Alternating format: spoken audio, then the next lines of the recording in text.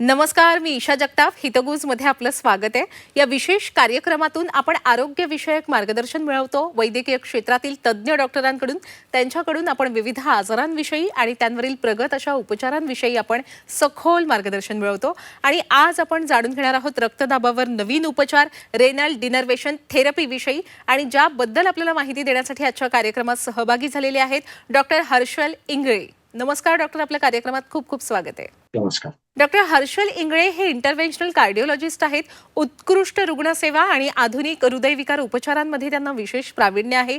MBBS MD in medicine, DRNB in cardiology या पदवी त्यांनी संपादित केलेल्या आहेत आणि सध्या ते पुण्याच्या रुबी हॉल क्लिनिकमध्ये कन्सल्टंट कार्डिओलॉजिस्ट म्हणून कार्यरत आहेत. यापूर्वी शासकीय वैद्यकीय महाविद्यालय व रुग्णालय छत्रपती संभाजीनगर इथे त्यांनी सहाय्यक प्राध्यापक म्हणून सेवा दिलेली आहे. 5,000हून अधिक एंजिओग्राफी आणि 1,000हून अधिक एंजिओप्लास्टीचा व्यापक असा अनुभव त्यांना आहे. पेसमेकर आणि AICD प्रत्यारोपण, टावी रेनल डिनर्वेशन थेरपी आणि ऑर्बिटल ॲथेरेक्टॉमीमध्ये त्यांना विशेष प्रावीण्य आहे, प्रमाणित कौशल्य आहे. 2024 मध्ये पुण्यात प्रथम रेनल डिनर्वेशन थेरपी आणि रुबी हॉल क्लिनिकमध्ये प्रथम ऑर्बिटल ॲथेरेक्टॉमी यशस्वीपणे पार पाडण्याची उल्लेखनीय कामगिरी त्यांनी केलेली आहे. आता आपण अजिबात वेळ न दवडता त्यांच्याकडून मार्गदर्शन मिळवणार आहोत. खरं तर डॉक्टर, आज आपण रक्तदाबावरील नवीन उपचारांविषयी बोलणार आहोत. याच विषयी एक संज्ञा आहे रेझिस्टंट हायपरटेन्शन. याविषयी बऱ्याचदा ऐकायला मिळतं. डॉक्टर, रेझिस्टंट हायपरटेन्शन म्हणजे नेमकं काय आहे, हेच या चर्चेच्या सुरुवातीला सांगा. आज जे आपण बोलणार आहोत ते रिनल डिनर्वेशन थेरपी. आता ही थेरपी जी आहे ही एक्झॅक्टली रेझिस्टंट हायपरटेन्शन साठी असते. आता रेझिस्टंट हायपरटेन्शन म्हणजे काय, तर जे उच्च रक्तदाब असतं, फॉर एक्झाम्पल जसं आता पेशंट्स आहेत जे ऍटलिस्ट 3 किंवा 4 गोळ्यांवर आहे आणि त्यातली एक गोळी ही लघवी वाढवणारी गोळी आहे आणि स्टील ह्या मेडिसिनने सुद्धा जर रक्तदाब हा 140च्या पुढे राहत असेल तर अशा पेशंटना आपण रेझिस्टंट हायपरटेन्शन किंवा प्रतिरोधक हायपरटेन्शन या गटामध्ये आपण क्लासिफाय करतो. आता ह्याचे कारण भरपूर असतात. म्हणजे फर्स्ट आणि जे मोस्ट कॉमन आहे, जे आम्ही सगळ्यात जास्त जे बघतो आम्ही रुटीन प्रॅक्टिसमध्ये, जे आहे की पेशंट्स हे वेळेवर गोळ्या घेत नाही, ज्याला म्हणतो आम्ही नॉन एडेरन्स ऑफ टॅबलेट. सगळ्यात आधी असा पेशंट आला ज्यांचं ब्लड प्रेशर हे 140 किंवा 150च्या पुढे आणि ते मेडिसिन्स त्यांना ऑलमोस्ट 3 किंवा 4 पेक्षा हे जास्तही मेडिसिन चालू आहे. तर सगळ्यात पहिला प्रश्न हा असायला पाहिजे, जे आहे की तुम्ही तुमचे मेडिसिन्स वेळेवर घेतात का? जर घेत असताल तर डेफिनेटली हे पेशंट्स हे रेझिस्टंट हायपरटेन्शनच्या गटात पडतात.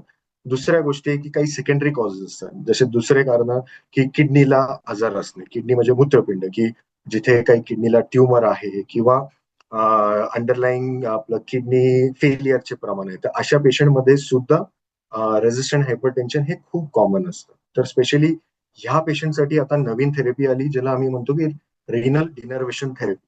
अच्छा, बरं. रेझिस्टन्स हायपरटेन्शन म्हणजे काय कळलं आणि ज्याच्यावर उपचार केले जातात रेनल डिनर्वेशन थेरपीने. आता रेनल डिनर्वेशन थेरपी विषयी मार्गदर्शन करा डॉक्टर.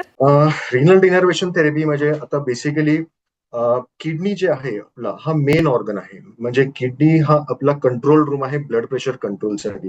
किडनीमधनं आपल्याला मेंदूपर्यंत सिग्नल जातात आणि मेंदूवरनं सिग्नल्स हे किडनीपर्यंत जातात की नॉर्मल ब्लड प्रेशर हे किती राहायला पाहिजे. So kidney is a control organ. आता किडनीचे जे हे संकेत घेऊन जाणारे जे नसा असतात यांना आपण एफरंट किंवा इफरंट वेसल्स म्हणतो. तर अशा नसां जे ओव्हर स्टिम्युलेटेड असतात, म्हणजे खूप जास्त तीव्रतेने ते एक्साइटेड असतात, तर अशा पेशंट्समध्ये ब्लड प्रेशर हे खूप जास्त असतं. स्पेशली ह्या पेशंटसाठी रिनल डेनर्वेशन थेरपी आपण ही वापरतो. आता ह्या थेरपीमध्ये बेसिकली काय करतो, ही आहे तशी एकदम मिनिमली इन्व्हेसिव्ह, म्हणजे याच्यात कुठेही असं काटाछाटी वगैरे काही नसते. एक सोपी टेस्ट असते, जे आपण जशी अँजिओग्राफी करतो सेम तशी आपण पायातनं अँजिओग्राफी करतो. अँजिओग्राफी करून आपण किडनीच्या रक्तवाहिन्या बघतो आणि हे जे रक्तवाहिन्या असतात याच्याच अवतीभोवती ह्या नसा असतात, जे सिग्नल्स असतात किडनीकडनं मेंदूपर्यंत नेण्याचे. तर काही पेशंट्समध्ये हे जे सिग्नल्स असतात हे खूप हाय इंटेन्सिटीचे असतात. तर याच नसांना कंट्रोलमध्ये किंवा हे इंटेन्सिटी ही कमी करण्याची थेरपीच याला आम्ही रिनल डिनर्वेशन म्हणतो. बरं डॉक्टर, रेनल डिनर्वेशन थेरपी म्हणजे थेट किडनीवर उपचार केले जातात का? सर ऍक्च्युली जसं मी आता आधीही बोललो की इथे एक्झॅक्टली असं किडनीवर ऑपरेशन किंवा काही काटाछाटी नाहीये. किडनीला रक्तपुरवठा करणाऱ्या 2 नळ्या असतात, ज्याला आम्ही धामनी म्हणतो किंवा आर्टरी म्हणतो. तर ते रक्तवाहिनी किडनीला रक्तपुरवठा करतात. ही जी रक्तवाहिनी असते त्याच्या भिंतीच्या अवतीभोवती ह्या नसा असतात जे सिग्नल्स कॅरी करतात. आता जसं आता मी आधी पण सांगितलं की हे खूप काही पेशंटमध्ये ओव्हर स्टिम्युलेटेड असतात. तर ह्याला आम्ही आमच्याकडे एक कॅथेटर आहे ज्याला आम्ही रिनल इनर्व्हेशन कॅथेटर किंवा स्पायरल कॅथेटर हे म्हणतो. आता जर ही प्रोसिजर जर बघितली तर ही एकदम सोपी आहे. आपण पायातनं करतो. मांडीमध्ये एक छोटासा छिद्र असतो जसं आपण अँजिओग्राफी करतो. त्यातनं आम्ही अँजिओग्राफीचा कॅथेटर नेतो आणि तिकडनं आम्ही जे रक्तवाहिन्या आहेत त्याच्या पिक्चर्स घेतो.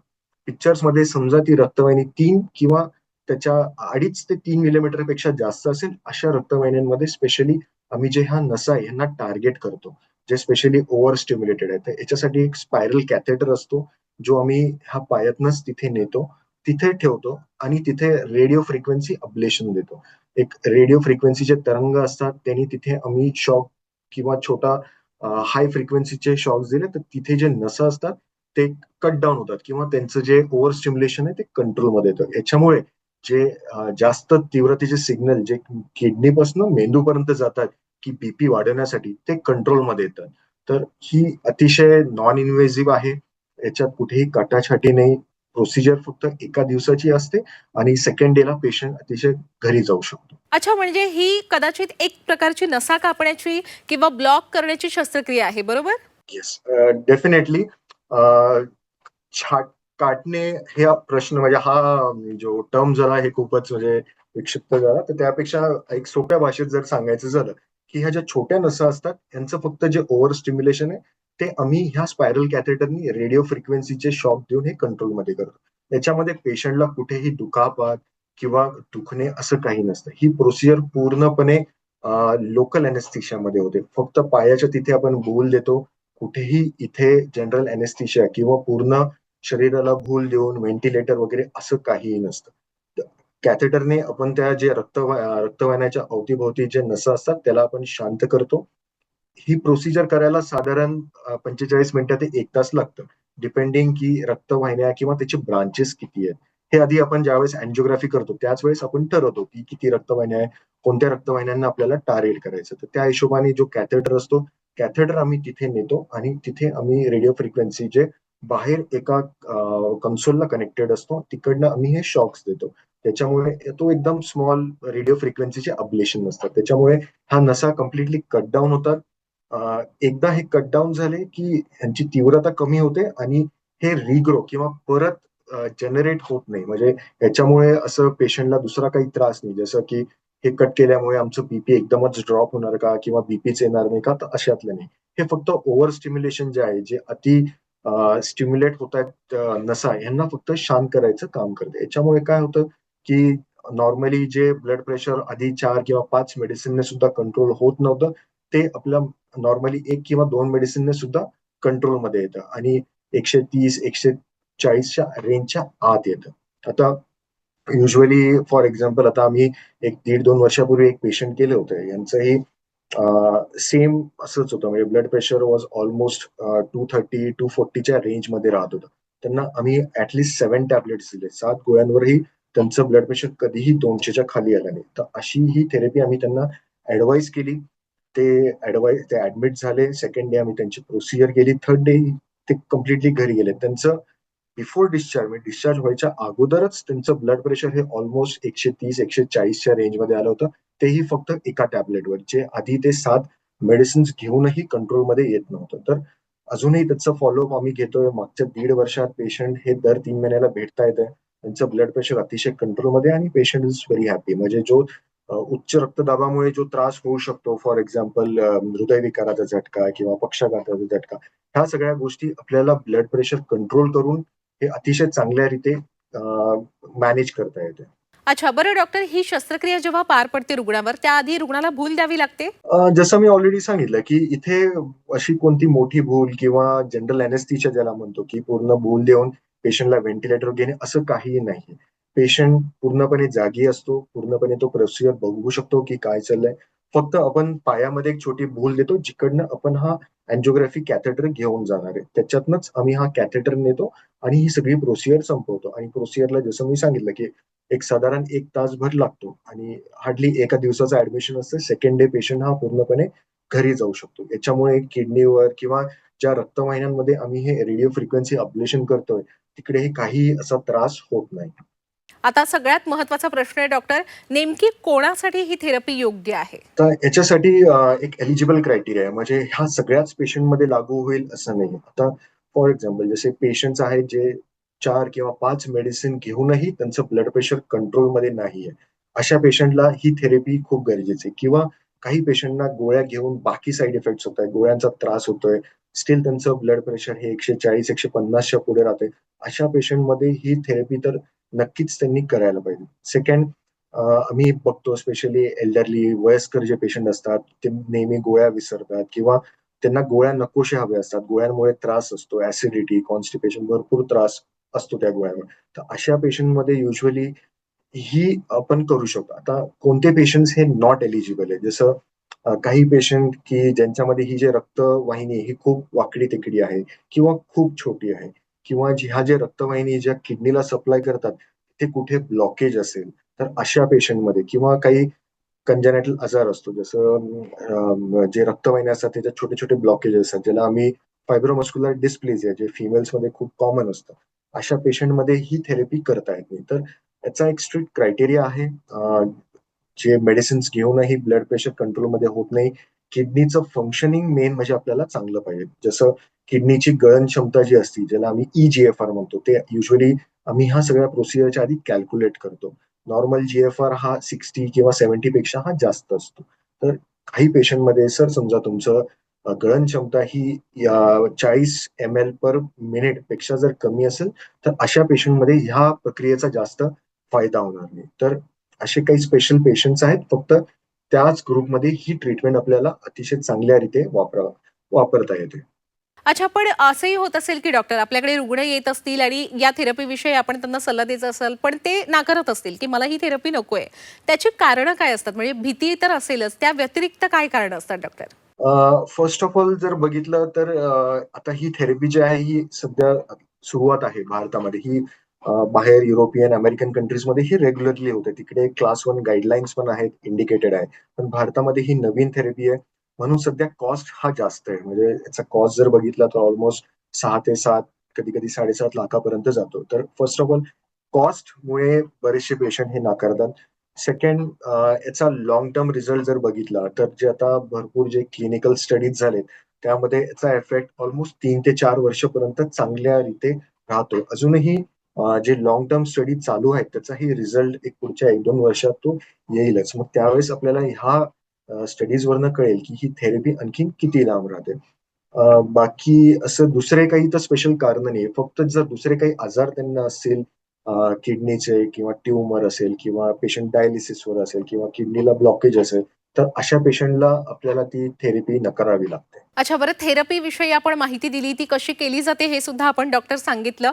ही थेरपी झाल्यानंतर काय डॉक्टर? म्हणजे त्यानंतर रुग्णांनी काय काळजी घ्यायची असते? थेरपी जशी झाली, थेरपीला साधारण 1 तास लागतो. ही थेरपी आपण कॅथ लॅबमध्ये जशी आपण अँजिओग्राफी प्रोसिजर करतो त्याच प्रकारे ही केली जाते. 1 तास प्रोसिजर झाल्यानंतर आपण 1 दिवस फक्त पेशंटला ऑब्झर्वेशनमध्ये कोरोनरी केअर युनिटमध्ये ठेवतो. Just to keep a watch की ब्लड प्रेशर हे किती फ्लक्च्युएट होतं. जसे आता भरपूर जे क्लिनिकल स्टडीज झाले, यात असं दर्शवलंय की जे इमिडिएट इफेक्ट जर म्हणजे जो बीपी हे थेरपी केल्यानंतर जे बीपी कंट्रोलमध्ये येतात, त्याला कंट्रोल यायला ॲट 15 दिवस ते 1.5 ते 2 महिन्यापर्यंत लागतं. तर आता जसे आम्ही लास्टचे जे 2 पेशंट केलेत, त्यांचं ब्लड प्रेशर ऑलमोस्ट 230, 240 पर्यंत होतं. ऑन टेबलच थेरपी केल्याच त्यांचं ब्लड प्रेशर हे 160, 170 च्या रेंजमध्ये आलं आणि ज्यावेळेस आम्ही त्यांना डिस्चार्ज केलं, त्यावेळेस त्यांचं ब्लड प्रेशर हे 130 ते 140 पर्यंत होतं आणि हार्डली फक्त एक मेडिसिन हे कंट्रोलमध्ये होते. आता याच्यात फॉलोअप खूप गरजेचं आहे. एकदा प्रोसिजर झाली, तर फर्स्ट फॉलोअप आपण आठवड्याभराने बोलवतो, जस्ट टू सी ब्लड प्रेशरच्या गोळ्यांची रिक्वायरमेंट किती आहे. कारण की ह्या थेरपी केल्यानंतर हळू आपल्याला गोळ्या हे टेपर कराव्या लागतात. ही थेरपी केली आणि लगेच दुसऱ्या दिवशी पूर्ण गोळ्या बंद होतील असं नाहीये. आपल्याला ज्या गोळ्या असतात ते हळू-हळू एक-एक करणं कमी होतात. तर याचा फॉलोअप आपल्याला करावा लागतो. पहिल्या 1 आठवड्यानंतर बोलवतो, नंतर एव्हरी 3 मंथ्स आपण त्यांना बोलवतो, ब्लड प्रेशर मॉनिटर करतो आणि त्या हिशोबाने त्यांचं गोळ्या हे हळू बंद होतात. तर आता आमचे जे लास्टचे जे 2 पेशंट आहेत, ते हार्डली 1 किंवा 2 मेडिसिन्सवर they are doing perfectly fine. बाकी असे काही स्पेशल प्रिकॉशन्स त्यांना घेण्याची काही गरज नाहीये. अच्छा. बरं डॉक्टर, या थेरपीचे आपण फायदे तर सांगितलेलेच आहेत, पण प्रत्येक गोष्टीचे जसे फायदे असतात तसे काही दुष्परिणाम सुद्धा असतात. या थेरपीचे असतात काही दुष्परिणाम? दुष्परिणाम जसं आता काही पेशंट्समध्ये रक्तवाहिन्या हे खूप डेन्स असतात किंवा 2 किंवा त्याच्यापेक्षा जास्त ब्रांचेस असतात. सगळ्याच रक्तवाहिन्या आपल्याला ह्या थेरपीमध्ये कव्हर करता येत नाही. तर कधी-कधी पुरेसा रिझल्ट आपल्याला भेटत नाही. पण ॲटलीस्ट आम्ही जे पेशंट्स केले त्यांच्यामध्ये मेडिसिन्स डेफिनेटली कमी होतात. आणि साइड इफेक्ट जर बघितलं तर असं काही मेजर साइड इफेक्ट नाही. कारण की आपण हा किडनीवर कोणत्याही प्रकारची म्हणजे थेरपी किंवा ऑपरेशन असं करत नाही. जे रक्त धमन्यांच्या अवतीभोवती ज्या नसा आहेत त्यांना फक्त शांत करायचं आपण काम करतोय. आता आम्ही जे फॉलोअप करतोय किंवा जे मोठे-मोठे क्लिनिकल स्टडीज झाले, ट्रायल झाले, यामध्ये पेशंटच्या किडनीवर काही परिणाम झालेला नाहीये. त्यांचं जे गळण क्षमता जी आहे किडनीची, ज्याला आम्ही eGFR म्हणतो, तेही मेंटेन झालंय. कुठेही इंज्युरी झाल्यामुळे कुठे काही ब्लॉकेज वगैरे असं काही प्रकारचे डॉक्युमेंटेड एव्हिडन्स सध्या तरी नाहीये. तर तसं बघितलं तर थेरपी सोपी आहे, रिस्क फ्री आहे. फक्त त्रास काही होऊ शकतो तर तो काही पेशंटला ॲब्डॉमिनल पेन, कारण की पोटामध्ये दुखणे. ज्यावेळेस आपण हे रेडिओ फ्रिक्वेन्सीचे अब्लेशन करतो, जेव्हा आम्ही छोटे शॉक्स देतो, त्यावेळेस पोटामध्ये थोडं दुखू शकतं. याच्या व्यतिरिक्त दुसरे असे काही साइड इफेक्ट्स तर सध्या तरी तर नाहीये. बरं डॉक्टर, यातून जो निकाल मिळतो किंवा जो काही आराम घेतो तो अगदी कायमचा असतो, दीर्घकालीन असतो? आता जे स्टडीज झाले, जसे भरपूर स्पायरल किंवा Radiance hypertension on and of medicine, असे भरपूर जे मेजर इंटरनॅशनल ट्रायल्स आहे, जे जगभरात त्यांनी सगळ्या देशांमधनं पेशंट सबग्रुप घेऊन केलेले आहेत. त्यात असं आढळून आलंय की ही थेरपी झाल्यानंतर याचा इफेक्ट ऑलमोस्ट 3 ते 5 वर्षापर्यंत हा कंटिन्यू राहतोय. अजूनही जे लाँग टर्म ट्रायल्स आहेत, जे अजूनही 10 वर्ष आणि 15 वर्षाचे ज्या स्टडीजचा डाटा आहे, तो अजूनही यायचा आहे. पण सो फार जे डाटा जो मोठ्या-मोठ्या स्टडीजमधनं आमच्याकडे आलाय किंवा जो पब्लिश झालाय, त्यात तरी याचा इफेक्ट ऑलमोस्ट 3 ते 5 वर्ष हा सहजपणे राहतो. काही पेशंटमध्ये मे बी 10 ते 15% पेशंटमध्ये याचा इफेक्ट थोडा कमी होऊ शकतो. परत ब्लड प्रेशर मे बी 130 च्या वरती जाण्याची शक्यता असते. म्हणजे 140-150, बट स्टिल ते मेडिसिनने कंट्रोलेबल आहे. कारण की याच्यात आपण डोसेस हे गोळ्यांचा वाढवू शकतो. असं नाहीये की गोळ्या दिल्यानंतरही ब्लड प्रेशर कंट्रोलमध्ये येणार नाही. तर स्टिल काही मोठ्या मेजर ट्रायल्स अजूनही कंडक्ट होत आहेत. त्यांचा रिझल्ट मे बी पुढच्या 1-2 वर्षात येईलच. तो ह्या प्रश्नाचं उत्तर त्यावेळेस मी चांगल्या रीते देऊ शकेन. आता आणखी एक महत्त्वाचा प्रश्न आहे डॉक्टर, खर्चाविषयी. या थेरपीसाठी नेमका किती खर्च लागतो आणि ही थेरपी विमा कव्हर म्हणजे विमामध्ये कव्हर होऊ शकते का?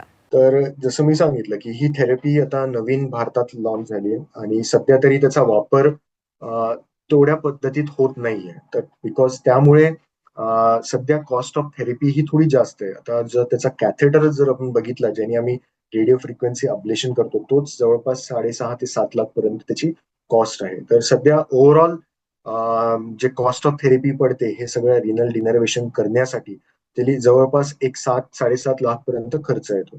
आणि बरेचसे, कारण की आम्ही जे मागचे जे 2 पेशंट केले त्यांना आम्ही मेडिक्लेम मधनंच हे सँक्शन झालंय. तर डेफिनेटली मेडिक्लेममध्ये आहेत. फक्त तुम्हाला तुमच्या जे मेडिक्लेम आहे किंवा जे इन्शुरन्स आहेत त्यांच्याशी तुम्हाला बोलून ही थेरपी त्याच्यात इन्क्लुडेड आहे का नाही हे बघावं लागेल. पण मोस्टली आता मॅक्सिमम, कारण की आता मागच्या 3-4 वर्षात ही थेरपी पूर्ण भारतात एकदम चांगल्या रीते वापरली जाते आणि आता इन्शुरन्समध्ये सुद्धा हे इन्क्लुडेड होत आहेत.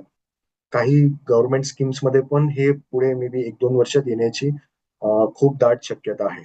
अच्छा. बरं डॉक्टर, या थेरपीमध्ये आता काही नवीन असे तंत्रज्ञान आलेलं आहे का? नवीन माहिती उपलब्ध झालेली आहे का? हो, आता भरपूर ट्रायल्स सध्या ऑनगोइंग आहे.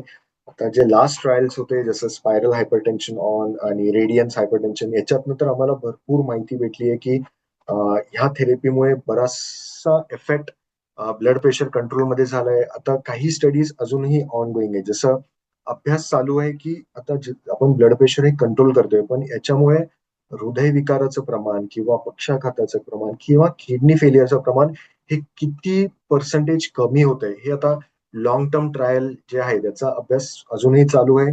सध्या 5 वर्ष झाले. मे बी आणखीन 3-4 वर्षात हा पूर्ण डेटा ज्यावेळेस पब्लिश होईल किंवा कॉन्फरन्सेस जे मोठे इंटरनॅशनल होतात, तिकडे पब्लिश होईल त्यावेळेस ह्या प्रश्नाचं उत्तर आणखीन चांगल्या रीते भेटेल. पण सो फार जे काही डेटा आता आम्ही बघतोय, दरवर्षी डेटा रिलीज केला जातो, त्यात तरी नवीन थेरपीज आणि इफेक्ट हा चांगला येतोय. दुसरं म्हणजे आता जसं आम्ही रेडिओ फ्रिक्वेन्सी अब्लेशन करतो, तसे आणखीनही भरपूर कंपनीज ह्या रिनल डिनर्वेशन मध्ये काम करतायत आणि त्यांचंही अल्ट्रासाऊंड गाइडेड थेरपी सुद्धा ही आता मार्केटमध्ये येण्याच्या मार्गावर आहेत.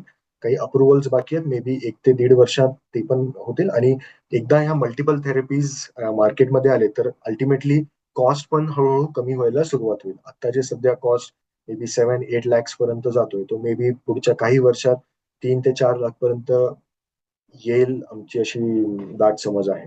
काही पेशंट्स आहेत ज्यांना 5 किंवा त्याच्यापेक्षा जास्त मेडिसिन चालू असतं, तर डेफिनेटली गोळ्यांचा दुष्परिणाम हा काही प्रमाणात होत असतो. काही पेशंट्समध्ये हा दुष्परिणाम जास्त असतो. जर तुम्हाला गोळ्यांचा काही साईड इफेक्ट असेल तर नक्कीच ह्या पेशंटमध्ये रिनल डिनर्वेशन थेरपी ही बेस्ट आहे. दुसरं म्हणजे गोळ्यांमुळे अल्टिमेटली किडनीवर होणारा परिणाम किंवा काळीजावर होणारा परिणाम हा पण आपल्याला ह्या थेरपीमुळे टाळता येतो. कारण की ह्या थेरपीमुळे ब्लड प्रेशर हे आपल्याला मिनिमम मेडिसिन, कमीत कमी 1 किंवा 2 मेडिसिनने आपल्याला, आणि तोही कमी पॉवरच्या मेडिसिनमध्ये आपल्याला मॅनेज करता येतो. तर अशा पेशंटला ज्यांना गोळ्या नको हवे किंवा गोळ्यांनी त्रास होतोय, अशा पेशंटसाठी ही थेरपी डेफिनेटली त्यांनी घ्यायला पाहिजे. कारण की यात क्वालिटी ऑफ लाईफ आणि ह्या सगळ्या गोष्टी डेफिनेटली इम्प्रूव्ह होतात.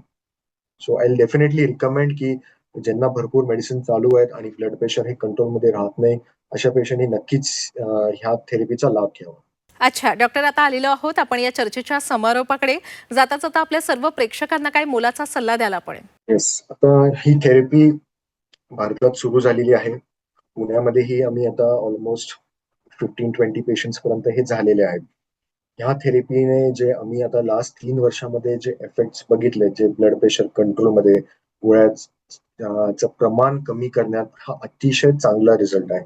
आणि असे पेशंट ज्यांना ह्या गोष्टींचा त्रास आहे किंवा असे पेशंट जे अनडायग्नोस्ड आहेत, त्यांनी नक्कीच आपल्या कार्डिओलॉजिस्ट जे असतील किंवा फिजिशियन असतील यांच्याशी भेटून ह्या थेरपीबद्दल डिस्कस करावे. आणि जर तुम्ही डेफिनेटली एलिजिबल असतात, जर तुम्ही त्या गटामध्ये जर पडत असाल, तर नक्कीच ह्या थेरपीचा बेनिफिट तुम्ही घ्यायलाच पाहिजे. कारण की याचं नुसतं फक्त ब्लड प्रेशर कंट्रोल किंवा गोळ्या कमी करण्याचं नसून, तर फ्युचरमध्ये येणारा जो पक्षाघाताचं प्रमाण आहे किंवा हृदयाचे अटॅक आहे किंवा किडनी फेलियरचं प्रमाण आहे, हे सुद्धा आपल्याला कमी करता येतं. तर ह्या थेरपीला फक्त बीपी कंट्रोल किंवा गोळ्या कमी करण्यासाठी न बघता फ्युचरमध्ये जे कार्डिओव्हास्क्युलर इव्हेंट ज्याला म्हणतो आपण, जसं मी ऑलरेडी डिस्कस केलंय की हार्ट अटॅक, स्ट्रोक, पॅरालिसिस किंवा किडनी फेलियर, ह्या गोष्टी टाळण्यासाठी ह्या थेरपीचा उत्तम वापर हा केला पाहिजे आणि जास्त प्रमाणात हा झालाच पाहिजे.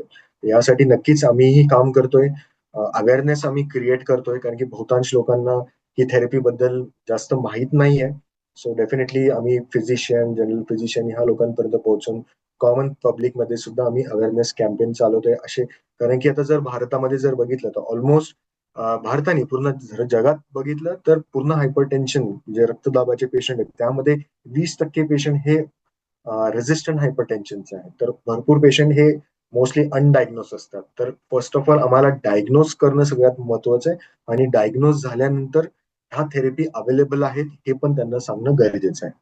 तर नक्कीच फ्युचरमध्ये याचा वापर जास्त वाढेल आणि कमी प्रमाणात किंवा इन्शुरन्समध्ये किंवा काही गव्हर्नमेंट स्कीम्समध्ये याच्यात सँक्शन झाल्यावर बऱ्याचशा पेशंटना यांचा लाभ घेता येईल. खूप खूप आभार डॉक्टर, या सगळ्या सखोल अशा माहितीसाठी आणि शेवटच्या मौल्यवान अशा सल्ल्यासाठी सुद्धा. धन्यवाद. धन्यवाद आपलाही, मला ह्या प्रोग्राममध्ये आमंत्रण दिल्याबद्दल. थँक्यू. प्रेक्षक हो, हितगुजमध्ये वेळ झालेली आहे आता इथेच थांबण्याची. पण ताज्या घडामोडींसाठी नेहमीच पाहत रहा झी 24 तास.